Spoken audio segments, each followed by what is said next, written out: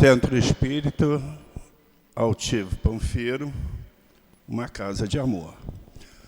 Bom dia a todos nós que estamos presentes, encarnados, a todos desencarnados, que estão fazendo parte aqui da nossa reunião hoje. Não apenas hoje, mas como sempre. Bom dia a todos os nossos ouvintes, aqueles que nos seguem pelas redes sociais, sejam todos agraciados pela bênção de Deus. Nós vamos dar continuidade ao nosso estudo do Evangelho segundo o Espiritismo. E vamos começar a fazer a leitura do Evangelho segundo o Espiritismo, no seu capítulo 16, no item 15.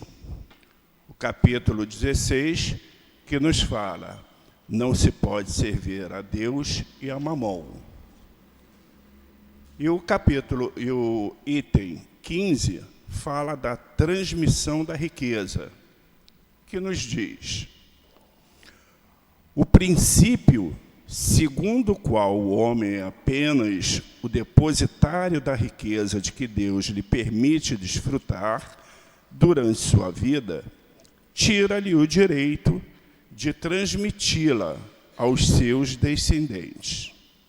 O homem pode perfeitamente transmitir, ao morrer, os bens de que gozou durante sua vida, porque o efeito desse direito está sempre subordinado à vontade de Deus, que pode, quando quiser, impedir seus descendentes de desfrutá-la.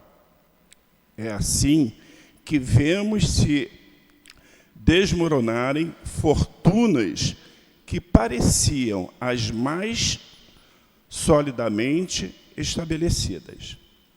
A vontade do homem de manter sua fortuna em sua linha de descendência é, portanto, impotente, o que não lhe tira o direito de transmitir o empréstimo que recebeu, visto que Deus o retirará quando julgar conveniente.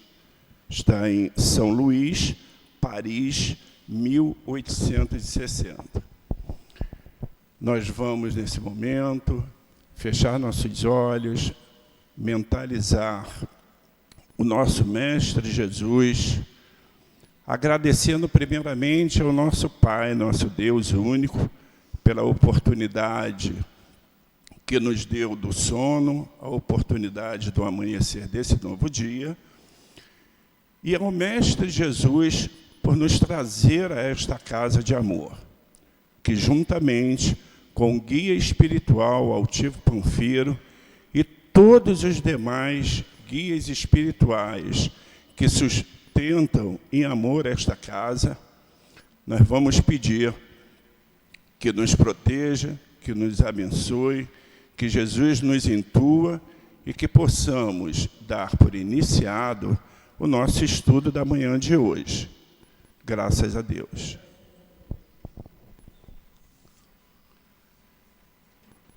Bem, nós vamos lá dar continuidade, então, no capítulo 14, que fala do desprendimento dos bens terrenos, né?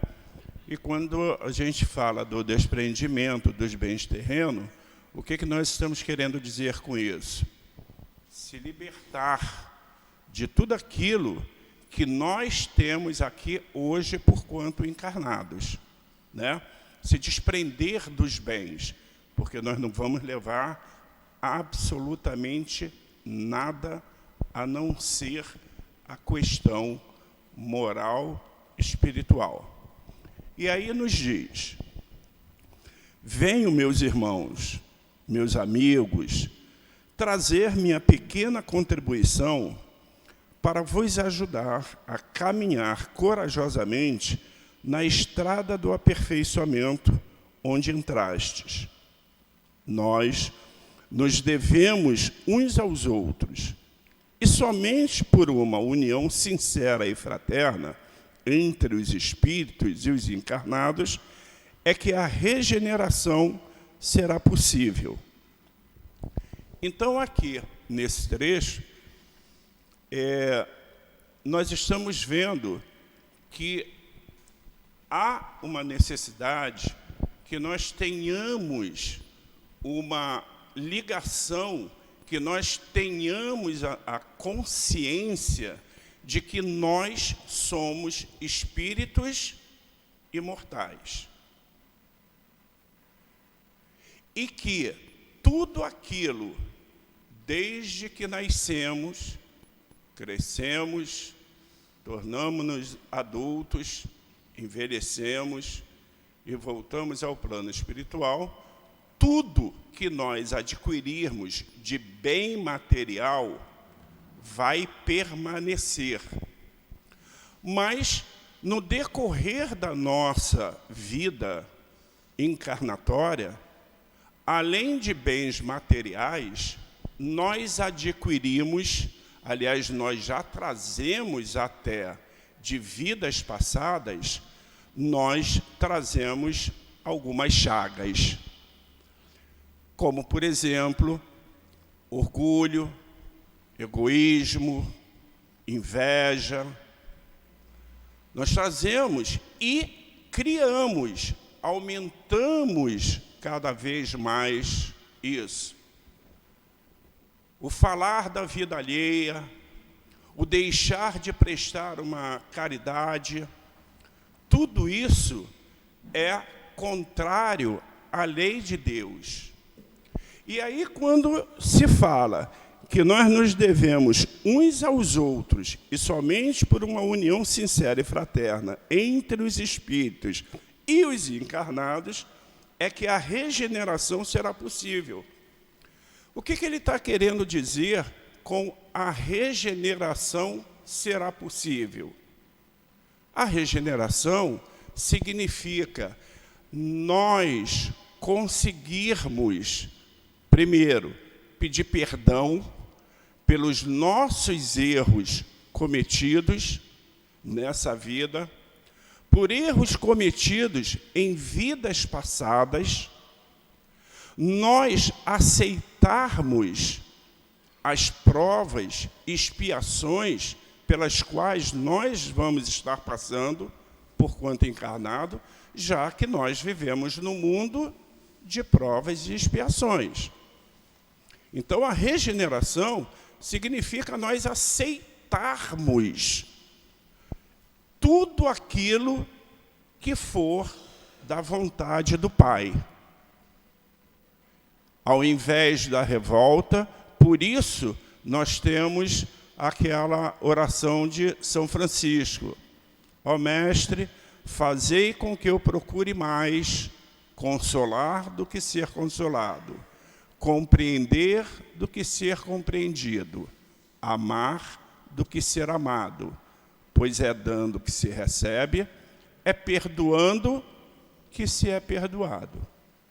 A partir do momento em que nós entendemos isso, a partir do momento que nós aceitamos tudo aquilo que for da vontade do Pai, pelos nossos erros, porque Deus não pune absolutamente ninguém.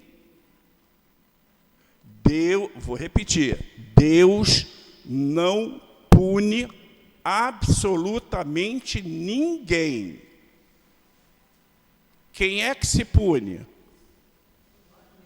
Somos nós mesmos.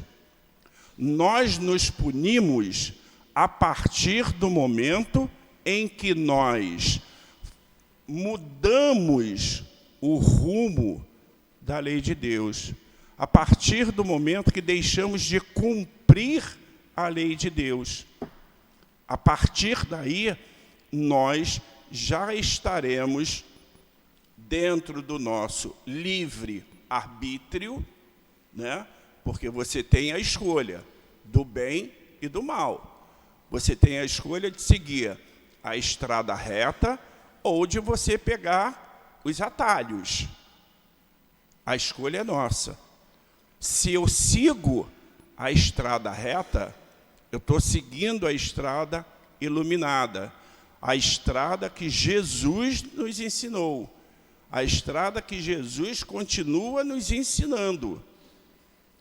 Então, nós, com certeza absoluta, estaremos nesse caminho certo. E aí continua. Vosso amor pelos bens terrenos e dos fortes empecilhos ao vosso adiantamento moral e espiritual, por esse apego às posses materiais, destruís as faculdades de amar, levando-as todas para as coisas materiais. Sede sinceros, a riqueza proporciona uma felicidade sem restrições. Quando vossos cofres estão cheios, não há sempre um vazio em vossos corações? No fundo dessa cesta de flores, não há sempre um réptil escondido? E aí eu passo a palavra para o Newton, para dar sequência a esse parágrafo. Na página 284. Aqui, ó. Mais um pouquinho. Compreendendo que o homem que ganhou sua fortuna por um trabalho assíduo e honrado, experimente uma satisfação, aliás, bem justa, mas dessa satisfação muito natural e que Deus aprova, há um apego que absorve qualquer outro sentimento e paralisa o coração a uma grande distância, tão grande quanto a que vai da avareza sórdida à prodigalidade exagerada, dois vícios entre os quais Deus colocou a caridade santa e salutar virtude, que ensina o rico a dar sem ostentação, para que o pobre receba sem baixeza. Que a fortuna venha da vossa família, ou que tenhais contribuído com os vossos trabalhos, de uma coisa jamais podeis vos esquecer, é que tudo vem de Deus, e tudo retorna para Deus. Nada vos pertence na terra, nem mesmo o vosso pobre corpo.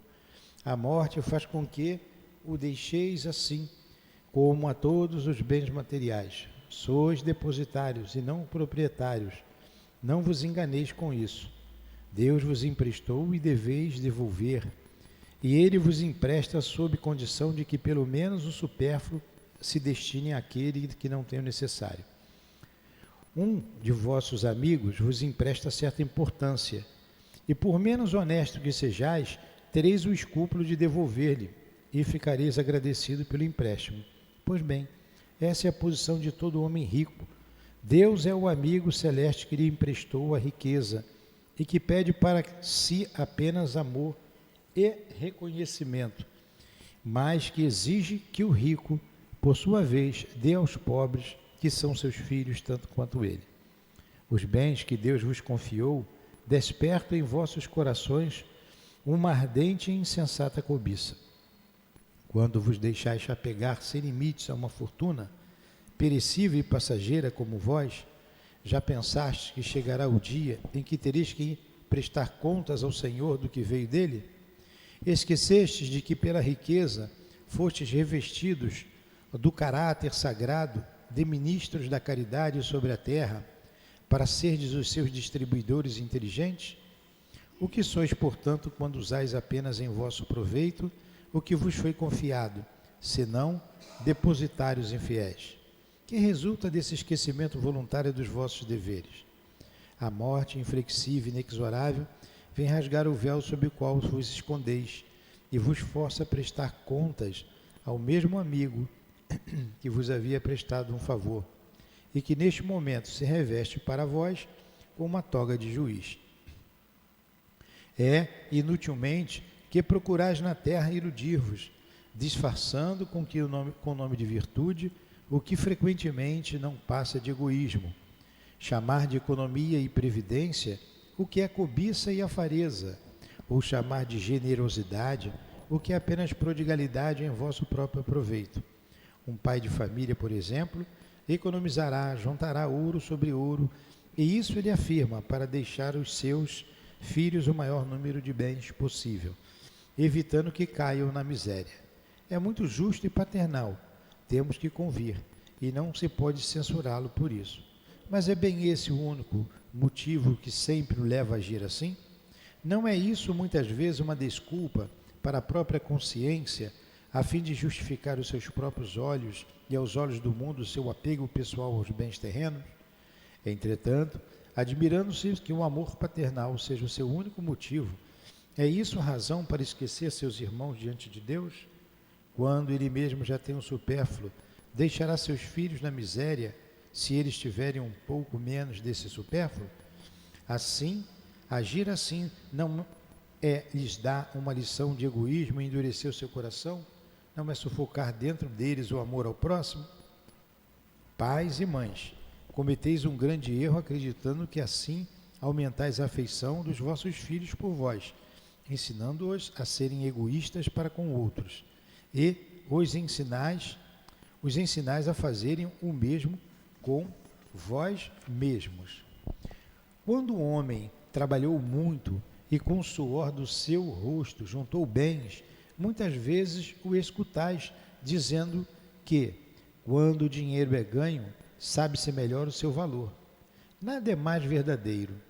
Muito bem, que esse homem que confessa conhecer todo o valor do dinheiro, faça caridade segundo suas posses, e ele terá mais mérito que aquele que, na abundância, ignora as rudes fadigas do trabalho. Mas se ao contrário, esse mesmo homem que recorda suas penas, seus trabalhos, é egoísta, duro para com os pobres, ele se torna bem mais culpado que os outros. Porque quanto mais se conhece por experiência própria as dores escondidas da miséria, mais propenso se deve estar a aliviá-las nos outros. Infelizmente, no homem que possui um grande apego à sua fortuna, sempre há um outro sentimento tão forte quanto esse: é o orgulho. Não é raro ver-se novo rico atordoar um infeliz que implora sua assistência com a narração dos seus trabalhos e suas habilidades, em vez de ajudá-lo a acabar dizendo: faça o que eu fiz. Segundo sua concepção, a bondade de Deus não influi em nada na obtenção da sua fortuna. Somente a ele pertence todos os méritos. Seu orgulho coloca uma venda sobre os olhos e tampa os seus ouvidos. Ele não compreende que, com toda a sua inteligência e habilidade, Deus pode derrubá-lo com uma só palavra. Esbanjar fortuna não é desapego dos bens terrestres, é descuido e indiferença. O homem, depositário desses bens, não tem o direito de dissipá-lo, nem de confiscá-los para proveito próprio. A prodigalidade não é generosidade, frequentemente é uma forma de egoísmo. Aquele que esbanja ouro para satisfazer uma fantasia não daria um centavo para prestar um auxílio. O desapego aos bens terrenos consiste em apreciar a fortuna no seu justo valor, sem saber servir-se dela em benefício dos outros e não somente para si, em não sacrificar por ela os interesses da vida futura, em prendê-la sem lamentações, se for da vontade de Deus retirar de vós. Se eu estou lendo tudo, sabe por quê? Vocês estão acompanhando a leitura aí, né? Porque eu vou explicar depois. Aí, porque vocês devem estar pensando, mas eu não sou rico, né? Eu não tenho dinheiro, ele está falando para os ricos. E sim, está falando para os ricos. Aí eu faço um resumo disso aqui. Não é, Geni? Entendeu, Geni? Ah, te peguei, né? Te peguei. Vamos lá, vamos continuar lendo ali, depois a gente fala. Senão eu vou ficar falando a mesma coisa aqui durante 1 hora, vocês vão ficar muito cansadas. Por isso que eu estou lendo direto, acompanha ali. Ó, nunca, está acabando, nunca vos esqueçais de que Deus, quando vos aflige com uma prova, sempre coloca uma consolação ao lado da prova maior. Mas pensai principalmente que existem bens infinitamente mais preciosos que os bens terrenos, e esses pensamentos vos ajudará a desapegar-vos deles. o pouco valor que se dá a uma coisa faz com que se fique menos sensível à sua perda. O homem que se apega aos bens da terra é como a criança que somente vê o momento presente. O que se desprende dele é como um adulto que vê as coisas mais importantes, porquanto compreende estas palavras do Salvador: meu reino não é deste mundo. O Senhor não manda que nos despojemos do que possuímos para ficarmos reduzidos a uma mendicância voluntária, porquanto então nos transformaríamos em uma carga para a sociedade. Proceder assim seria interpretar mal o desinteresse pelos bens terrenos. Trata-se de uma outra forma de egoísmo em que o indivíduo fugiria da responsabilidade que a fortuna faz recair sobre aquele que a possui. Deus concede a quem lhe parece bom para administrá-la em proveito de todos. Portanto, o rico tem uma missão que ele pode tornar bela e proveitosa para si. Rejeitar a fortuna quando Deus a concede é renunciar ao benefício do bem que se pode fazer administrando-a com sabedoria. Saber passar sem ela quando não a temos, saber empregá-la utilmente quando a possuímos, saber sacrificá-la quando é necessário. Isto é agir segundo os desígnios do Senhor, que aquele para quem chega o que neste mundo se chama uma boa fortuna diga: meu Deus, tu me enviaste um novo encargo, dá-me forças para cumpri-lo de acordo com a tua santa vontade. Eis aí, meus amigos, o que eu queria vos ensinar sobre o desprendimento dos bens terrenos. Resumirei dizendo: procurai-vos contentar com pouco. Se sois pobres, não invejeis os ricos, porque a fortuna não é necessária para a felicidade. Se sois ricos, não vos esqueçais de que os bens que vos são confiados e que devereis justificar o emprego que lhes destes com numa prestação de contas de tutela. Não sejais depositário infiel, fazendo-vos servir a satisfação do vosso orgulho e da vossa sensualidade. Não vos acrediteis com o direito de dispor unicamente para vós daquilo que é empréstimo e não uma doação. Se não sabeis restituir, não tendes o direito de pedir. E lembrai-vos de que aquele que dá aos pobres salda a dívida com que contraiu com Deus. Lacordaire, Constantine, 1863. Bom, então é um texto longo, não é? Então vamos lá, vamos devagar. Aqui eu estava ali e eu estava ouvindo o Carlos fazer a prece e falou do mundo de regeneração. O que é regeneração? Vocês sabem? Regenerar. Regenerar é um verbo. Eu regenero, tu regeneras, ele regenera. Nós regeneraremos. Vós regenerareis, eles regenerarão. Então, regenerar é modificar. Ó, meu filho está regenerado. Ele já está curado daquele mal. Ele está bem. Estava mal de saúde e se regenerou. Ficou com a saúde boa. Meu filho estava preso. Ele se regenerou, foi solto, ele aprendeu. Então, regenerar é melhorar. Regenerar é melhorar. Aí, quando fala no mundo de regeneração, é um mundo melhor do que esse. E que é um mundo melhor do que esse? Um mundo onde não haja tanto egoísmo. Ele está falando aqui para os ricos, mas no penúltimo parágrafo falou para os pobres também, não falou? Pobres, não invejei os ricos. Porque a maioria dos pobres invejam os ricos. E a pessoa veio rica para que ela saiba administrar o que Deus emprestou a ela. Porque ninguém é dono de nada. Fica tudo aí na terra. Vai ficar tudo aí. Vocês veem aí uma briga danada pelo poder no Brasil hoje, uma confusão. Olha, daqui mais uns anos não vai demorar muito não. Não vai estar ninguém lá. Vai morrer todo mundo. Vai ficar todo mundo sem poder. São homens imperfeitos que estão lutando por algo transitório que é passageiro, não é para sempre. Aquilo vai passar.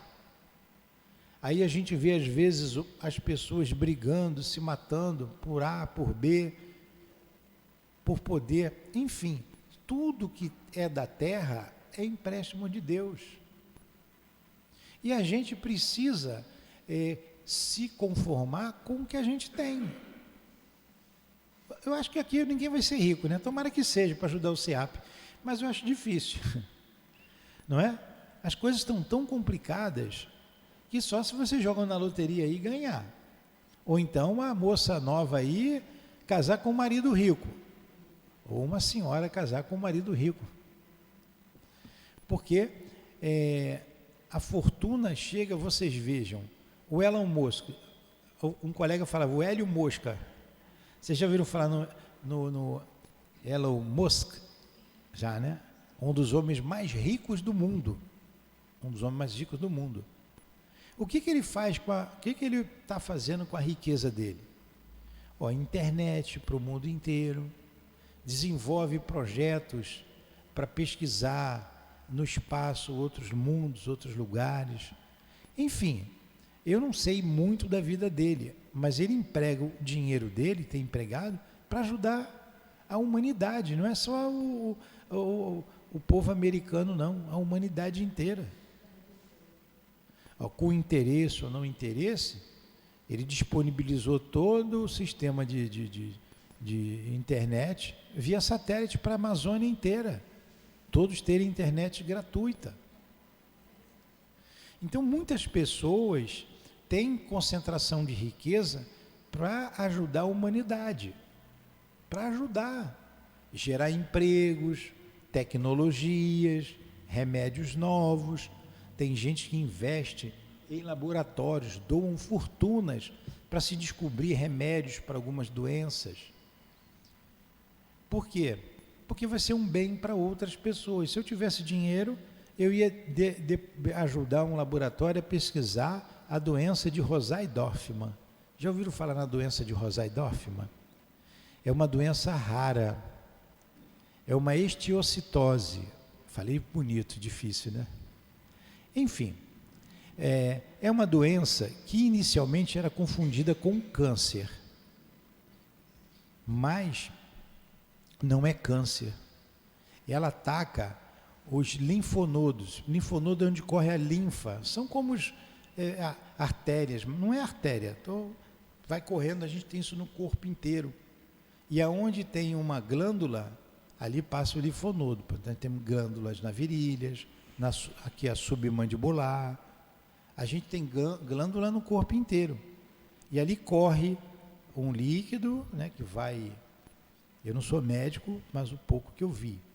Enfim, essa doença, ela é raríssima, e ela só mata se der no cérebro ou no coração. Até o coração, diz que o coração não fica doente, né? Isso aí foi o que eu li lá. Então, e na minha esposa, ela teve essa doença, que atacou aqui no cerebelo. E não teve jeito. Não teve remédio, não tem remédio. Não tem remédio específico. Você tomar tal remédio para isso, não tem. Foi experimentando. Isso causa aí um problema sério no organismo da pessoa, no fígado, enfim. E não deu certo, ela desencarnou com essa doença. Se eu pudesse, eu financiaria um estudo para ajudar as pessoas que têm o Rosai-Dorfman, que é raríssima. Vi um lá na África, vi alguns aqui no Brasil. Então, por que a ciência não se interessa? Porque é raro e não tem retorno financeiro, né? E a farmácia quer retorno. Enfim, a gente tem fortuna para isso, para ajudar. Eu daria tudo que tenho para a Lurdinha estar do meu lado aqui, convivendo comigo aqui no SEAP. Ela é encarnada, né? Do meu lado aqui. Ficaria sem nada, não tem problema. Aí começaria junto com ela de novo. Quantas pessoas pensam assim e ajudam alguns laboratórios, ajudam algumas entidades filantrópicas para que elas possam ajudar outras pessoas? O mundo de regeneração as pessoas estarão melhores, elas ajudarão mais uns aos outros. E a gente caminha para isso. Eu não posso pegar um outro termo que ele usou aqui, o pródigo, a prodigalidade. O que é o pródigo? Aquele que gasta muito. Aí ele falou, muita gente gasta à vontade, com uma fantasia, mas não dá um prato de comida para quem necessita. Então, a prodigalidade não é um bem. A pessoa gasta com seus prazeres, ela não gasta para ajudar os outros. E aquele que tem, ele não pode doar tudo, ficar sem nada. Eu não sou rico, sou assalariado. Tenho o meu salário. Eu não posso pegar o meu salário, doar todinho para todo mundo que tem fome, e o mês que vem eu estou pedindo cesta básica. Aí vocês vão deixar de ser meus amigos, porque eu não tenho mais nada para dar, porque eu doei também, você mais um a pedir. Então, quem tem um pouquinho tem que ter cabeça para administrar. Ele precisa ter cabeça para administrar. O rico, eu sou rico, eu não quero saber disso, eu vou doar tudo. Ele não veio rico para isso. Ele veio rico para administrar. E o pobre tem que se conformar com o pouco que tem. O pobre não pode ser egoísta. Porque a gente vê pobre egoísta. Não divide, não dá o que está sobrando, não dá. Aqui teve pessoas aqui, eu não estou vigiando a vida de ninguém. Aí a fulana não ganhou uma cesta, né? Estava difícil. Agora, graças a Deus, está doando, está recebendo todo mundo. A fulana, ela pegou 5 cestas esse mês. Ela pegou aqui, pegou na igreja, pegou na outra igreja, pegou no outro lugar, e todo mês ela faz isso. Aí eu não vou chegar para ela e vou dizer assim, eu não vou te dar mais porque você pegou ali, lá e acolá. Ela está cumprindo aqui, está vindo aqui, eu vou dar. Cabe a ela ter consciência, eu estou recebendo muito. A minha vizinha, o meu amigo ali, não tem nada, eu vou dividir com ele. Como eu já vi pessoas aqui dizerem assim, seu Newton, eu não preciso mais da cesta básica, mas eu vou continuar vindo aqui, tá? Porque eu arrumei um emprego e eu não vou precisar, e eu sei que tem gente precisando, então não precisa mais me doar. Olha que gesto bonito, não é? É um gesto bonito. Dá vontade até de dar mais ainda para ela, não, continua, dá para dar mais uma assim, vamos embora. Então, é esse egoísmo, esse orgulho que a gente tem ainda. O pobre é tão orgulhoso quanto o rico. Essa semana estava a moça ali, tomando café ali embaixo. Fez semana passada, fez semana retrasada. Aí a Ana pediu, por favor, toma o café lá em cima. Está todo mundo tomando café lá em cima. Lá é o lugar de vocês tomarem café, aqui não. Senão todo mundo vai se sentir no direito de vir aqui para a cantina, vir tomar café aqui embaixo. Mas não é, tem lá, está dando café. O que ela fez?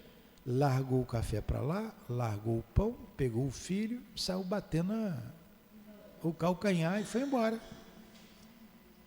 embora. Ela agiu certo? Não. O que é isso? Orgulho. Pobre que não tem onde morrer. Se morrer, vai ter que pedir dinheiro emprestado para enterrar. Senão vai ficar como indigente lá no necrotério e vão botar em qualquer cemitério, numa cova rasa. Mas tem um orgulho que não cabe no mundo. Imagina se essa pessoa fosse rica. Vocês estão entendendo que isso é coisa da gente? O rico e o pobre precisam se alimentar do mesmo jeito. O rico e o pobre precisam descansar, precisam dormir, precisam trabalhar. E às vezes o rico tem tanta dor de cabeça com o que ele tem, com a fortuna que ele tem para administrar. Tem filhos difíceis, tem família difícil, tem muitas complicações. Vocês viram lá, vocês lembram da princesa Diana? Todo mundo lembra? Até os mais novos lembram? Bonita princesa, né? Mas que olhar triste, quanta infelicidade. E ela estava fugindo com uma pessoa, segundo diziam, era o amante dela. Eu não sei até onde é verdade o fato que ela estava lá com segurança fugindo. Os repórteres atrás, né, que chamou paparazzo, todo mundo atrás. Teve um acidente e ela morreu estupidamente. Então a princesa Diana, né, acho que fala Diana, princesa Diana, vamos portuguesar. Ela casou com um príncipe. Ela casou com um príncipe que tinha um cavalo branco. Ele andava a cavalo, não é? Olha o sonho das meninas. Vou casar com um príncipe que venha com um cavalo branco, que me dê um ramo de flores, que felicidade, não é? Mas o príncipe virou sapo, porque ela era muito infeliz.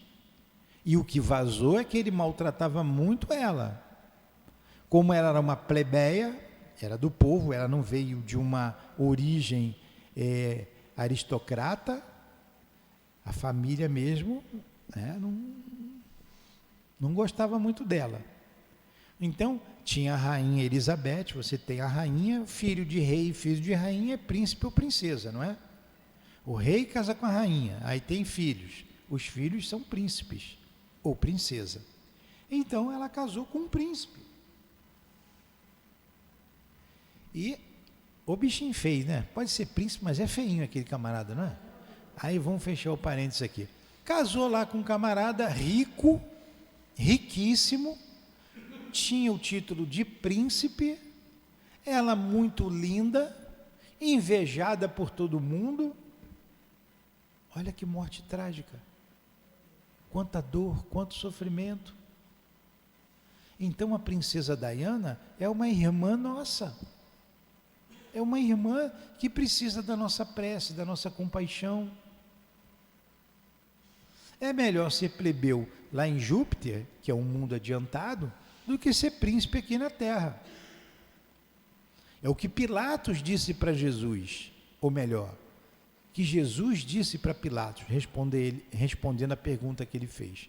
Então Pilatos perguntou a Jesus: tu és, pois, rei? Tu és rei? Pronto.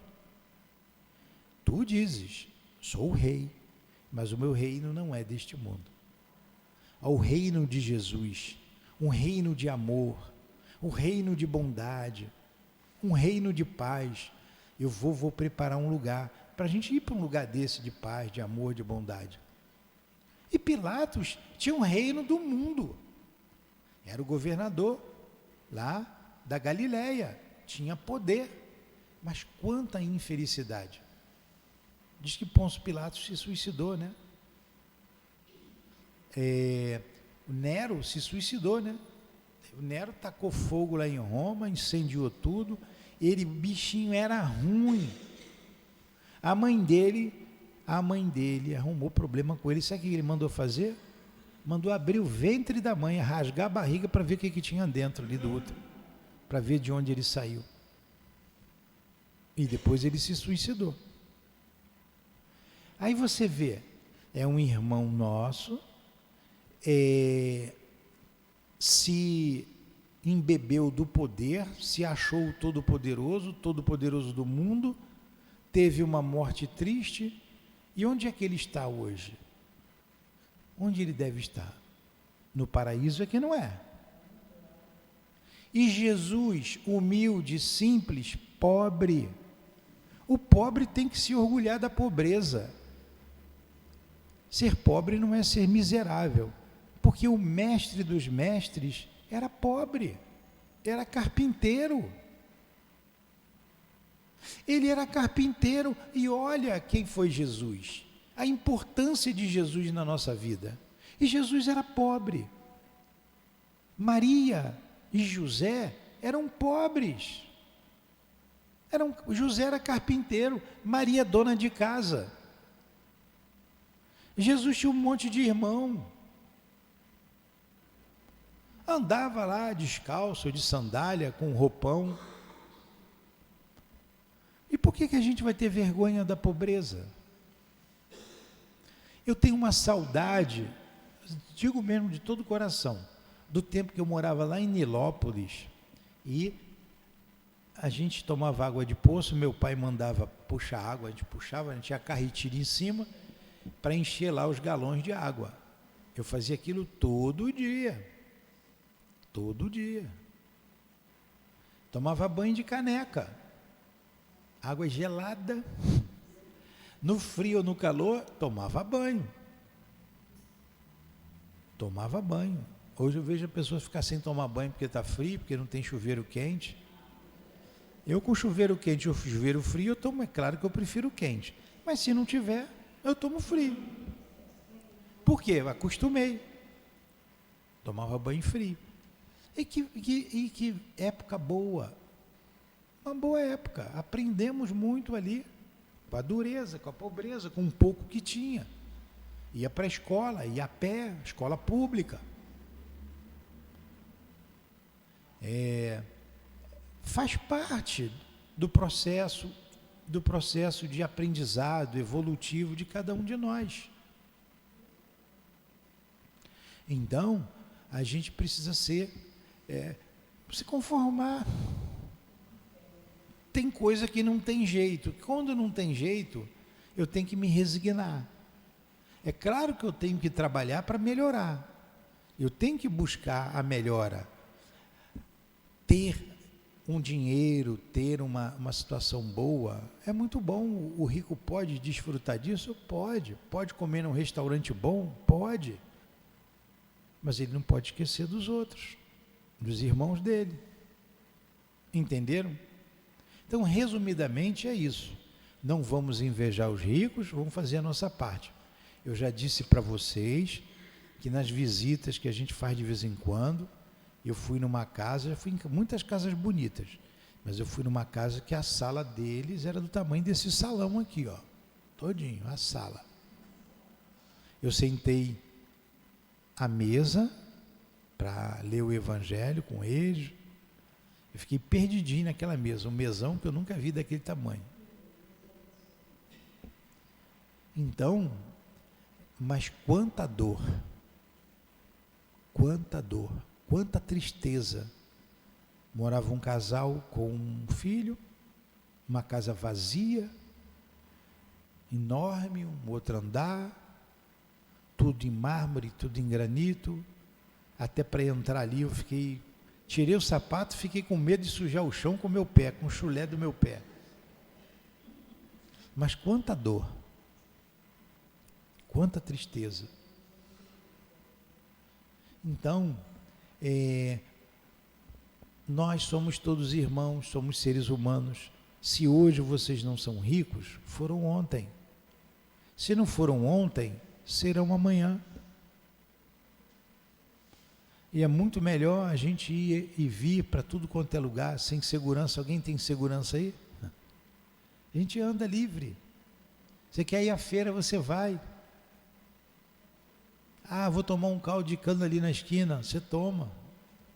Eu vou à praia. Pega o ônibus, vai à praia, pega a van, vai a pé.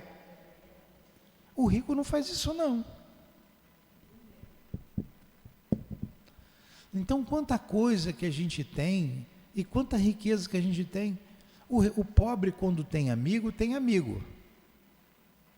O rico, quando tem amigo, ele não sabe se é amigo ou se é inimigo. Porque a maioria se liga a ele por interesse.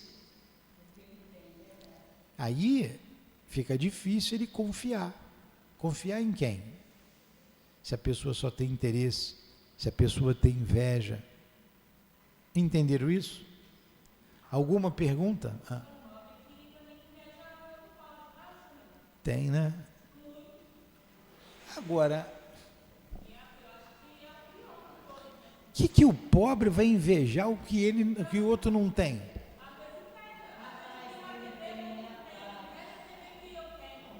Pois é.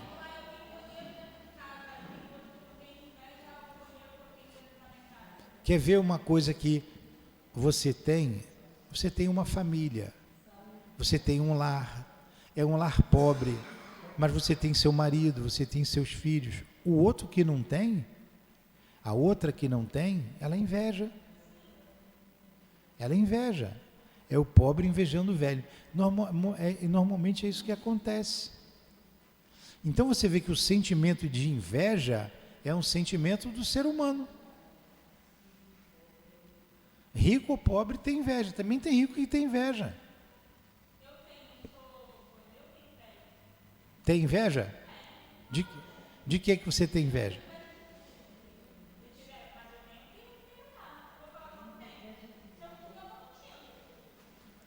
Então a gente procura se melhorar. É isso aí. Tem inveja, porque a inveja é um sentimento ruim, porque a gente quer o que o outro não tem. A gente quer o que o outro tem e eu não tenho. Vamos parar por aqui? Você sabe quanto tempo deu essa leitura, essa conversa? 1 hora, quase 1 hora. Vamos dar aí um tempo, um intervalo e fazer a nossa prece e voltar com o estudo da Revista Espírita. Olha, de novo, quarta-feira eu não vejo ninguém de vocês vindo aqui. Quarta-feira tem o passe de cura. É um dia bom para vocês virem de manhã. Toma um café e vem aqui, pode tomar o café aqui. Vamos ver se a gente consegue alimento também para quarta-feira. Domingo a gente faz um estudo aqui, tem um café. A gente faz um estudo aqui do Evangelho e depois do Caibá e depois do Memória de um Suicida. Não vem ninguém. Venham mais à Casa Espírita. Hoje tem a médica aí, daqui a pouco, tá? Alguém vai precisar ir no médico? Ela chega aí 10 horas. Tá? Então vamos fazer a prece? Vamos, Carlos, faz a prece.